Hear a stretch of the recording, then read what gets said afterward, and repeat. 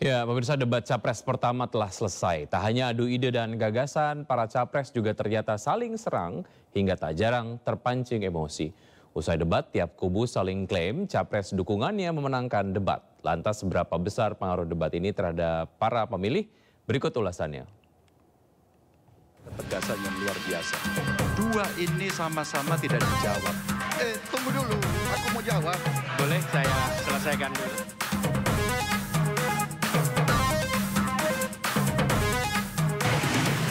Kita ini bukan anak kecil, Mas Anies. Ya. Anda juga paham, ya. Sudahlah, ya. Sekarang begini, intinya rakyat yang putuskan. Itulah beberapa momen penting dari debat perdana menuju Pilpres mendatang. Para calon menunjukkan ide strateginya masing-masing. Lalu apa kata fakta? Tema dari debat perdana terkait dengan poin-poin penting yang menjadi perhatian masyarakat saat ini, yakni pemerintahan, hukum, hak asasi manusia, hingga pemberantasan korupsi. Debat pada 12 Desember kemarin ini baru salah satu dari rangkaian 5 debat yang bisa menjadi penentu bagi masyarakat untuk menentukan pilihannya. Ini tidak akan muncul lagi karena presidennya tegas. Debat pertama Capres pada Selasa kemarin langsung memanas. Tidak sekedar adu gagasan dan menawarkan solusi sesuai tema permasalahan, namun para kandidat tak jarang saling serang. Salah satunya kala Capres Ganjar menyayangkan ketidaktegasan Prabowo dalam menjawab soal kasus HAM di masa lalu. Tapi sayang pada dua jawaban ini sama sekali tidak punya ketegasan itu. Kenapa saya sampaikan? Pertanyaan saya sebenarnya satu. Apakah kalau Bapak jadi presiden akan membuat pengadilan HAM? Pertanyaan nomor kedua, apakah Bapak bisa menemukan, menunjukkan, membantu pada keluarga agar kemudian mereka bisa berziarah? Dua ini sama-sama tidak dijawab. Maka kalau kemudian saya boleh meminta, kalau saya jadi presiden, Pak, saya akan bereskan ini, Pak. Agar kemudian dalam kontestasi Pilpres berikutnya, ini tidak akan muncul lagi karena presidennya tegas menuntaskan pekerjaan itu pada eranya. Bagaimana dengan anggaran? Debat antar kandidat juga terjadi seputar problem di ibu kota Jakarta. Prabowo mempertanyakan anggaran besar DKI selama Anies menjadi gubernur, namun tampak tak banyak berbuah hasil. Sementara Ganjar mempertanyakan pandangan Anies yang menolak pemindahan ibu kota ke IKN, padahal banyak masalah yang tak bisa diselesaikan di Jakarta. Apa pendapat Mas Anies ketika kemudian Indonesia sentris itu ingin dibangun, mimpi besar anak bangsa sejak presiden sebelumnya ingin dibangun untuk memindahkan ibu kota dari Jakarta ke IKN? Kalau ada masalah jangan ditinggalkan, diselesaikan. Itu filosofi nomor 1. Jadi ketika di Jakarta menghadapi masalah, maka masalah lingkungan hidup, masalah lalu lintas, kepadatan penduduk, ini harus diselesaikan. Ditinggalkan tidak kemudian membuat otomatis selesai. Ya susah kalau kita menyalahkan angin dari mana saja, ya. Jadi saya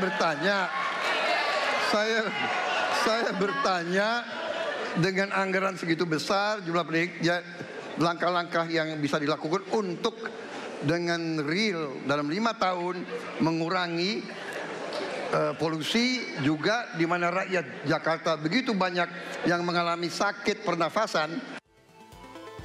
Pasca debat pertama, perlahan publik bisa memantapkan pilihannya. Namun pengamat politik menilai, apa yang ditampilkan di debat hanya berpengaruh pada swing voters atau calon pemilih yang belum menentukan pilihannya.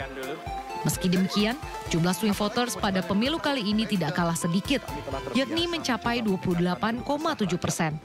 Sedikit banyak, besar atau kecil, debat berdampak kepada pembentukan opini di masyarakat, terutama mereka yang menonton.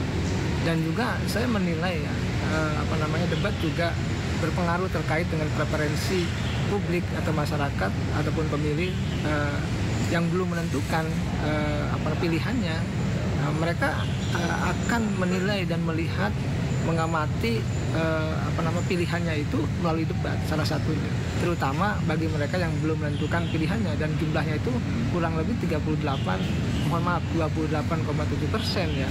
Mereka belum menentukan, mereka masih galau, dan itu suara mereka, dukungan mereka hati mereka, pikiran mereka yang masih galau tersebut bisa diyakinkan melalui debat, salah satunya seperti itu.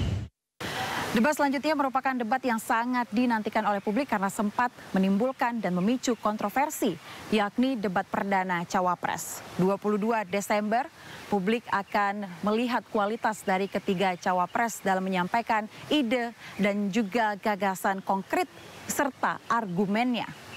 Caimin, Gibran, dan Mahfud MD akan melakukan debat dengan tema perekonomian, termasuk ekonomi kerakyatan dan ekonomi digital.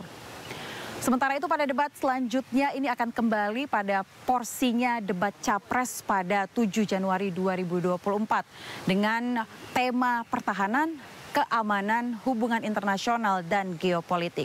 Kira-kira siapa yang paling menguasai ide dan juga gagasan konkret terkait hal ini? Anies, Prabowo, atau Ganjar Pranowo?